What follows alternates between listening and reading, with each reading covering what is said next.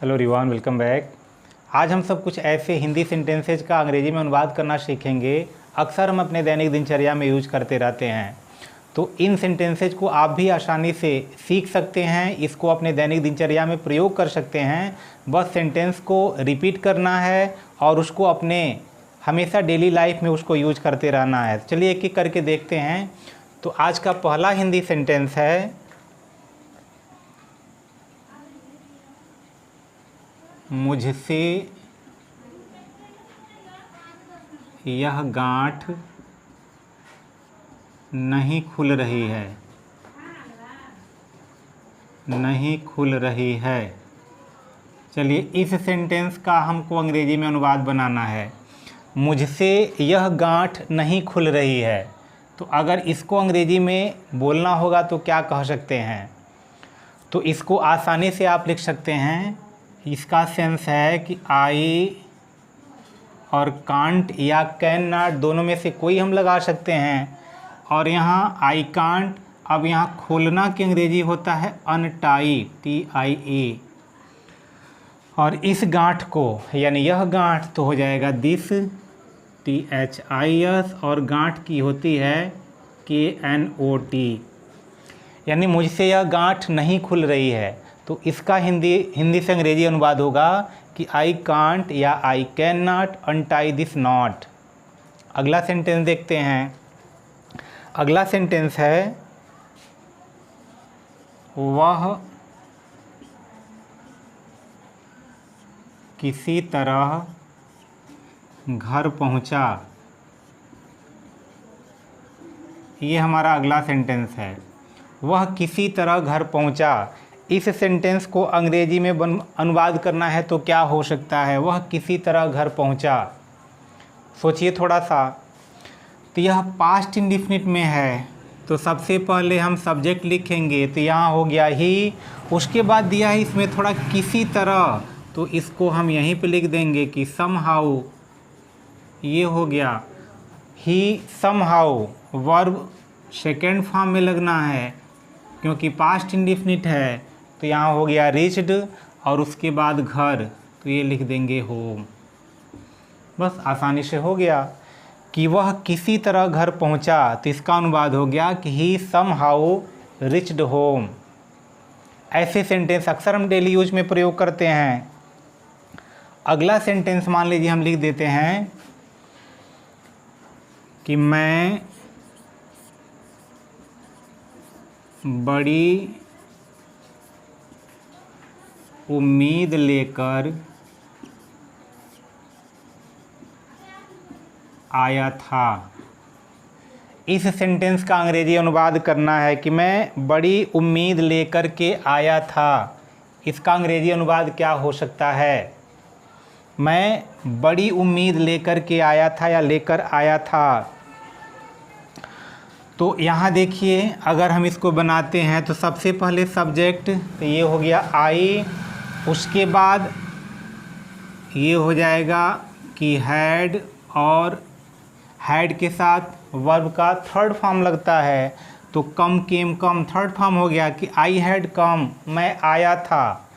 यानी उसके बाद दिया है कि बड़ी उम्मीद लेकर के आया था। तो बड़ी उम्मीद लेकर के, अब यहाँ लेने की अंग्रेजी हमको नहीं लगाना है, यहाँ प्रीपोजिशन लगा देना है विद। और बड़ी उम्मीद मतलब यानी हाई, HIGH, और यहाँ हो जाएगा HOPES।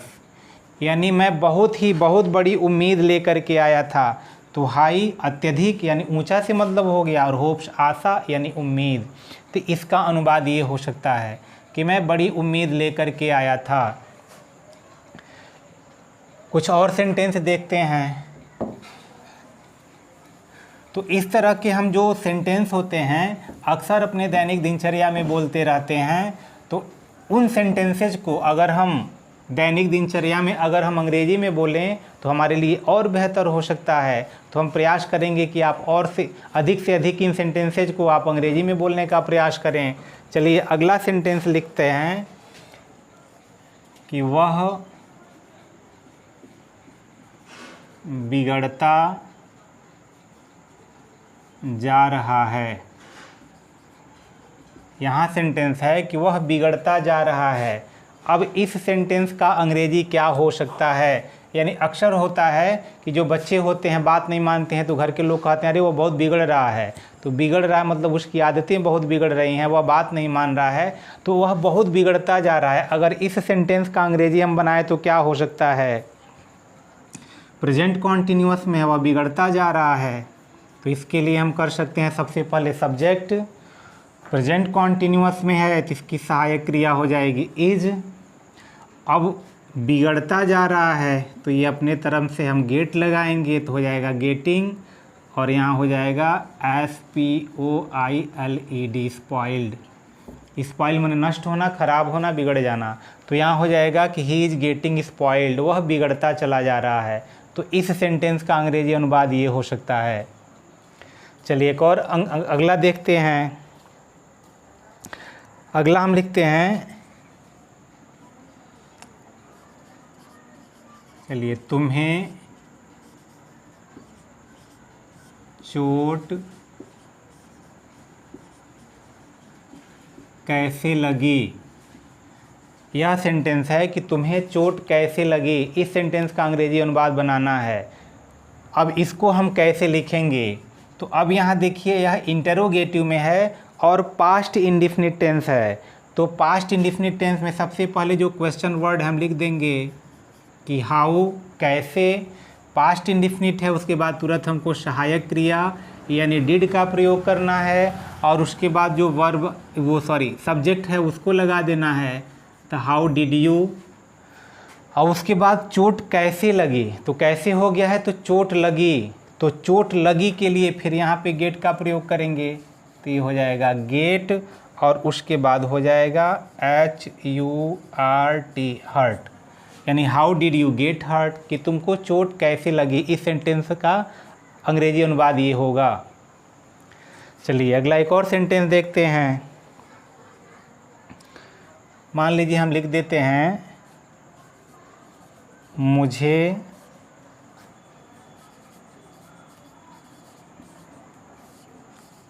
उसके बारे में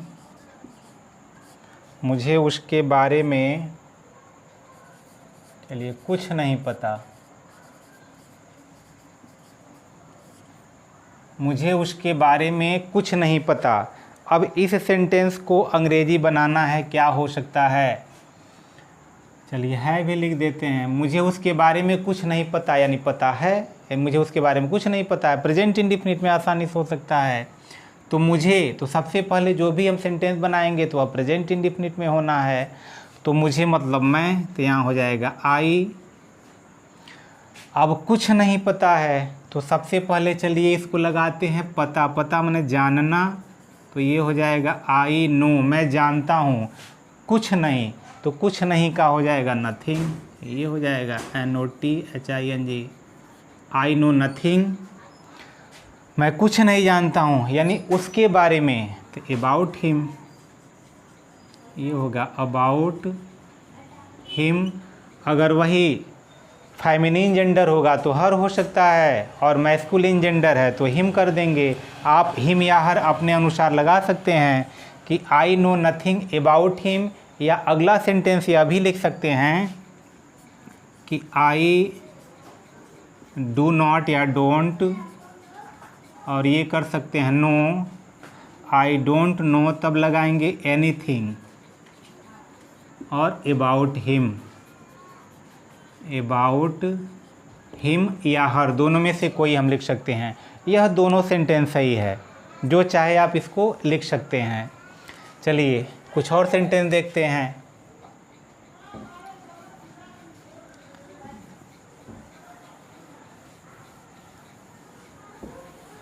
तो इस तरह के सेंटेंस अक्सर हम यूज करके हम उनको याद कर सकते हैं। अगर इनका प्रयोग हम अपने दैनिक दिनचर्या में डेली करें तो ये अक्सर हमको याद हो सकते हैं और इनका यूज हम प्रतिदिन कर सकते हैं। चलिए कुछ और सेंटेंस देखते हैं। मान लीजिए लिख दिया जाए, मिलजुल कर रहो।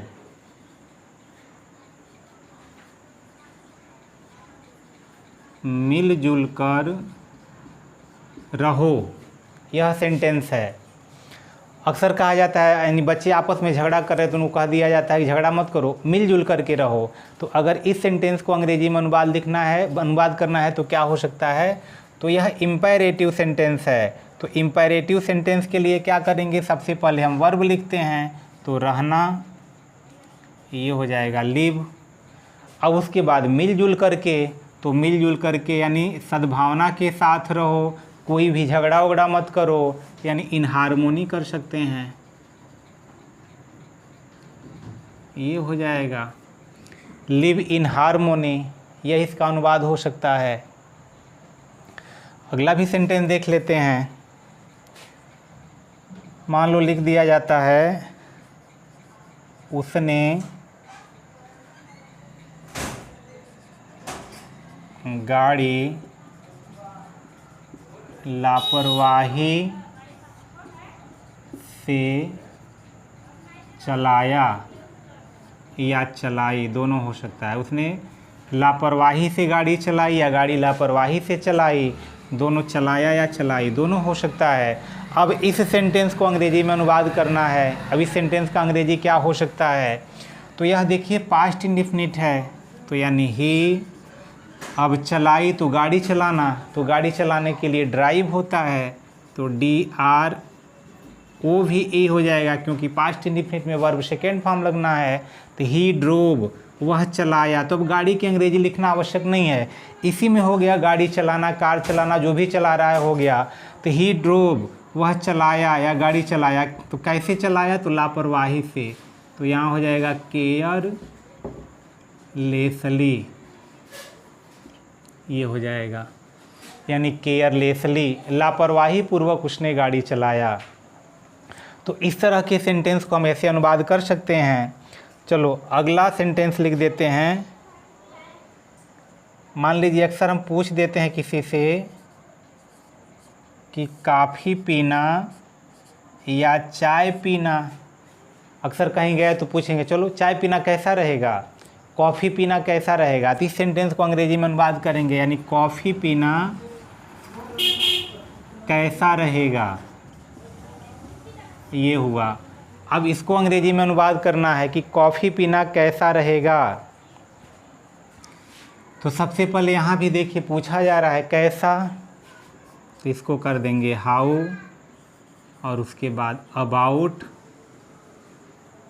और उसके बाद टेकिंग और कॉफ़ी,